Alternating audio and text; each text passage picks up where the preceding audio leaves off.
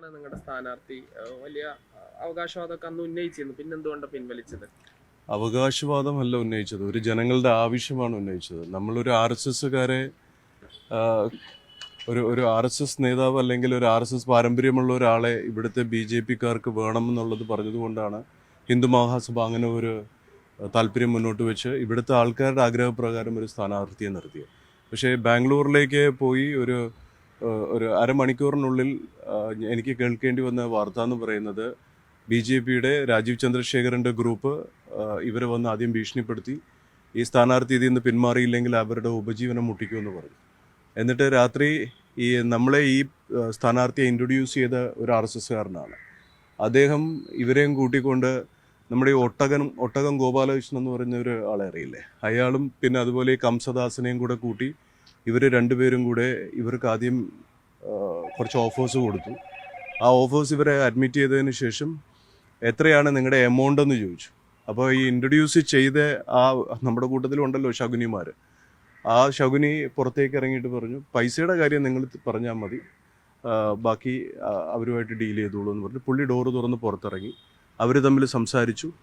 എന്നിട്ട് നമ്മളൊന്നും അറിയുന്നില്ല, ഞാനാണ് പൈസ കെട്ടി വയ്ക്കുന്നത്, നമ്മളടുത്തൊരു വാക്ക് പോലും ചോദിക്കാതെ അവരുടെ നിന്ന് കിട്ടിയ എന്താണെന്ന് വെച്ചാൽ അത് എമൗണ്ട് എത്രയാണെന്ന് എനിക്കറിയത്തില്ല, അത് മേടിച്ചിട്ട് നമ്മുടെ സ്ഥാനാർത്ഥി പിന്മാറുന്ന വാർത്തയാണ്.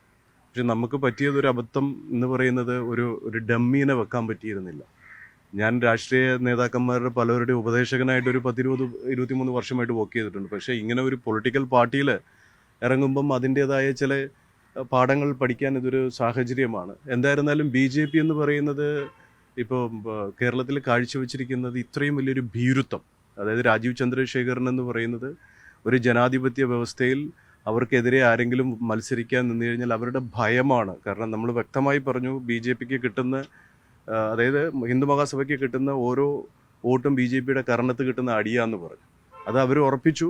എന്തായിരുന്നാലും എനിക്കിപ്പോൾ സമൂഹത്തിനോട് പറയാനുള്ളത്, ഞാൻ ഇവിടെ മത്സരിക്കാനല്ല യഥാർത്ഥത്തിൽ വന്നത്. നമ്മളിവിടെ വന്നത് ഇവിടുത്തെ ആദിവാസികളുടെ പ്രശ്നം, അവർ ഫേസ് ചെയ്യുന്ന ബുദ്ധിമുട്ടുകൾ കളക്ടറുടെ മുന്നിൽ സമരം ചെയ്യുന്നത്, അതുമായി ബന്ധപ്പെട്ട് ചില കാര്യങ്ങൾ കളക്ടറുമായിട്ട് സംസാരിക്കാൻ ആദ്യം എത്തുന്നത്. പിന്നെയാണ് ഇവിടുത്തെ വിഷയങ്ങൾ അറിയുന്നത്. ഇവിടുത്തെ ആൾക്കാർ പറഞ്ഞ് ഹിന്ദുക്കളെ ഏറ്റവും കൂടുതൽ അവഗണിക്കുന്നു, ബി ജെ പി ഇവിടെ മത്സരിക്കാൻ താല്പര്യപ്പെടുന്നില്ല എന്ന് പറഞ്ഞപ്പോൾ നമ്മൾ അതിൽ കൈവച്ചു. നമ്മളുടെ പ്രഷർ കൊണ്ടാണ് സത്യം പറഞ്ഞാൽ ബി ജെ പി ഒരാളെ ഇവിടെ, അതും പാർട്ടിയുടെ ഒരു ബാക്ക്ഗ്രൗണ്ട് പോലും ഇല്ലാത്ത ഒരാളെ ഇതിനൊക്കെ കൊണ്ടുവരുന്നത്. എന്നാൽ അത് പിന്നീട് അന്വേഷിച്ചപ്പോഴാണ് മനസ്സിലാക്കിയത് അൻവറിന് വേണ്ടിയിട്ടുള്ള കളിയായിരുന്നു. അൻവറിനെ പിന്നിൽ നിന്ന് സപ്പോർട്ട് ചെയ്യുകയും അതുപോലെ തന്നെ നമ്മുടെ എൻ ഡി എയുടെ ഘടകകക്ഷിയായ ഒരു നേതാവുമായി തിരുവനന്തപുരത്ത് അൻവർ സംസാരിച്ച വിവരവും നമുക്ക് കിട്ടിയതാണ്. അപ്പോൾ അൻവറിനെ ജയിപ്പിക്കാൻ വേണ്ടിയിട്ട് ഇനിയൊരു ഹിന്ദു മുഖം വെച്ചാൽ പറ്റില്ല എന്ന് ഓർത്തിട്ടായിരിക്കാം മോഹൻ ജോർജിനെ വീണ്ടും കൊണ്ട് രാജീവ് ചന്ദ്രശേഖരൻ വെച്ചത്. ഇനി മോഹൻ ജോർജ് വോട്ട് കുറഞ്ഞാൽ പോലും അത് മോഹൻ ജോർജിൻ്റെ തലയിൽ വെച്ചിട്ട് ഇദ്ദേഹത്തിന് പിന്മാറാൻ പറ്റും. കാരണം ഇദ്ദേഹം വളരെ ബുദ്ധിപരമായിട്ടുള്ള നീക്കങ്ങളാണ് നടത്തുന്നത്. പക്ഷേ തെങ്ങിക്കയറാൻ വേണ്ടി യൂട്യൂബ് നോക്കി പഠിക്കുന്ന സ്റ്റൈലിലാണ് കേരള പൊളിറ്റിക്സ് അദ്ദേഹം ചെയ്യുന്നത്. അപ്പോൾ അതായത് നിങ്ങളുടെ സ്ഥാനാർത്ഥി കൈക്കൂലി, ബി ജെ പിയുടെ അടുത്ത് നിന്ന് കൈക്കൂലി വാങ്ങി സ്ഥാനാർത്ഥിത്വം പിൻവലിച്ചു എന്നാണോ?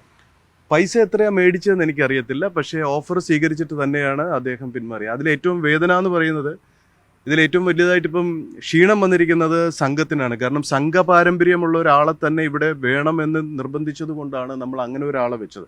പക്ഷേ ഇത്രയും വലിയൊരു നമ്മുടെ പ്രസ്ഥാനമാണെങ്കിലും അതിനകത്തും ചില ആൾക്കാരുണ്ട്, എന്ത് പറയാം, ആർ എസ് എസിൻ്റെ പേര് പറഞ്ഞ് ഇന്ന് സമൂഹത്തിൽ ഈ സംഘി എന്ന് പറഞ്ഞ് ചീത്തപ്പേര് കേൾക്കുന്നത്, സംഘദർശനങ്ങൾ ഉൾക്കൊള്ളാതെ ഈ സ്വാർത്ഥ താല്പര്യത്തിന് വേണ്ടിയിട്ട് പ്രവർത്തിക്കുന്ന ചിലവരുണ്ട്. അത് അകത്തുകൊണ്ട്, ബി ജെ പിക്ക് അകത്തുകൊണ്ട് പുറത്തുമുണ്ട്. അതിൻ്റെ ഒരു ഉത്തമ ഉദാഹരണമാണ് നമുക്കിപ്പോൾ നമ്മളിലൂടെ ഈ വന്ന സ്ഥാനാർത്ഥി പ്രകടിപ്പിച്ചത്. അൻവറിന് വേണ്ടിയിട്ട് ബി ജെ പി ചെയ്തതാണ്. അൻവറിന് ആക്ച്വലി അൻവറുമായിട്ട് ഡീലുണ്ട് ഇവിടെ. കാരണം ഇവിടുത്തെ അറിയാമല്ലോ, ഇവിടുത്തെ പല ആൾക്കാർക്കും ബി ജെ പി എന്ന് പറഞ്ഞാൽ മലപ്പുറത്തിൻ്റെ ഹിസ്റ്ററി മനസ്സിലാക്കിയാൽ ഇവിടെ ജയിക്കാൻ വേണ്ടിയല്ല ബി ജെ പി പ്രവർത്തിക്കുന്നത്. ബി ജെ പിക്ക് നരേന്ദ്രമോദിയുടെ ചിത്രവും വെച്ച് അമിത്ഷായുടെ പേരും പറഞ്ഞ് അവർ ചെയ്ത ത്യാഗത്തിൻ്റെയും അവരുടെ ഗുഡ് വില്ല് വെച്ചിട്ട് ഇവർ, അതായത് അവിടുത്തെ വാഴ നനയുമ്പോൾ ഇവിടുത്തെ ചീര നനയും എന്നുള്ള രീതിയിൽ പോവാണ്. ഇവർക്ക് അങ്ങനെയാണെങ്കിൽ എത്രയോ നേതാക്കന്മാരെ ഇവിടെ ഇത്രയും ഫെസിലിറ്റി ഉണ്ടായിട്ട് നമുക്ക് ഡെവലപ്പ് ചെയ്യാം. ഇവിടുത്തെ ആൾക്കാർക്ക് ബുദ്ധിയില്ലാഞ്ഞിട്ടൊന്നുമല്ല, ഇവരുടെ ചതി തിരിച്ചറിഞ്ഞത് കൊണ്ടാണ് ഇടതിനും വലതിനും ഒക്കെ ആൾക്കാർ വോട്ട് ചെയ്ത് പോകുന്നത്. അല്ലാതെ മലയാളികൾ അങ്ങനെ ബി ജെ പിയെ ബഹിഷ്കരിച്ചിട്ടൊന്നുമില്ല. ബി ജെ പിയോട് വളരെയധികം താല്പര്യമുണ്ട്. കാരണം അത്രയും നല്ല ഒരു പ്രവർത്തനം മോദി കാഴ്ചവെച്ചതുകൊണ്ട്. പക്ഷെ എന്ത് വിശ്വസിച്ചിട്ടാണ് ഇവരുടെ കൂടെ പോവുക?